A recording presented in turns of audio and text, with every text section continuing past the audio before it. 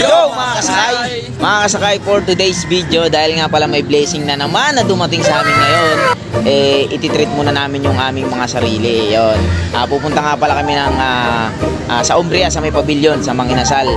Ayun, syempre, oy Jobert Terubin, taga, bilis-bilisan mo, kanina pa kami nag-aantay sa rito. Kaya mo, mga nakapantoda pa kami, kaya magbibihis muna kami, magta-transform muna kami. Kaya huwag natin patagalin to, guys. Let's go. Good day and good morning sa atin mga kasakay. Yon, for today's video, pupunta nga pala kami ngayon ng pavilion sa Umbria, yon, para kumain kami ng Manginasal.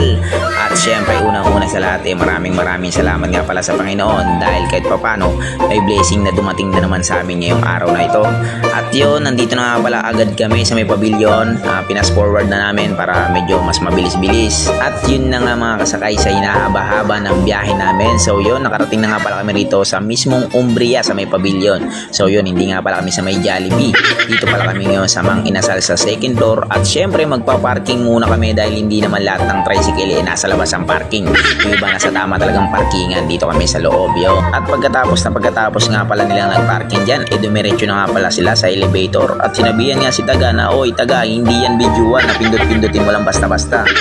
At finally mga idol, nandito na nga pala kami sa Manginasal. At syempre hindi na kami nagpatumpik-tumpik pa, dahil sobrang gutom na nga ang inaabot namin sa biyahe. At agad-agad na nga kami pumasok dyan. At syempre hindi na kami nagpatumpik-tumpik pa, umorder na kami ng pinaka-bestseller dito ng Manginasal, kasi nagugutom na nga talaga kami.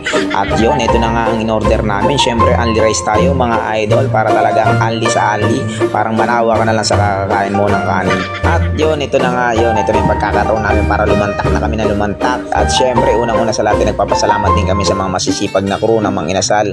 At talagang hindi sila nagpapabaya sa kanilang trabaho, at tinatanong nila kami kung kukuha pa kami ng kanin. At syempre sabi namin, ay sige po, isa pa po, dahil talagang gutom na gutom nga talaga kami. At bago ko nga pala po makalimutan, maraming salamat nga po pala sa mga solid na sumusuporta sa Team Kasakay. At syempre alam po naman namin na hindi kundi dahil po sa inyo ay wala po kami ngayon dito sa Manginasal, wala po kami pagsasalu-saluhan sa pagkain sa Manginasal. Kaya maraming salamat po sa inyo, dahil nabuo tong Team Kasakay ng dahil po sa solid yung suporta sa amin. At meron nga pala akong napapansin, parang hindi only rice na yan, parang only kaldero na yan. Ipapakita ko nga pala sa inyo kung anong resulta ng tagpipiton yung kanin mga idol. So yun, ito may halos hindi na nga makahinga dahil sa sobrang busog.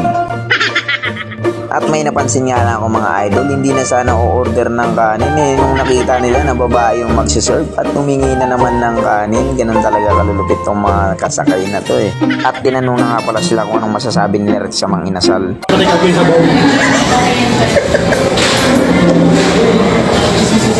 Kaya naman na yan. Pagpambuhay ko pa May kataga, hina.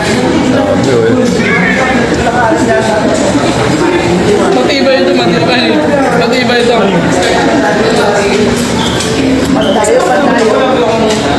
Pre, hindi ginaya.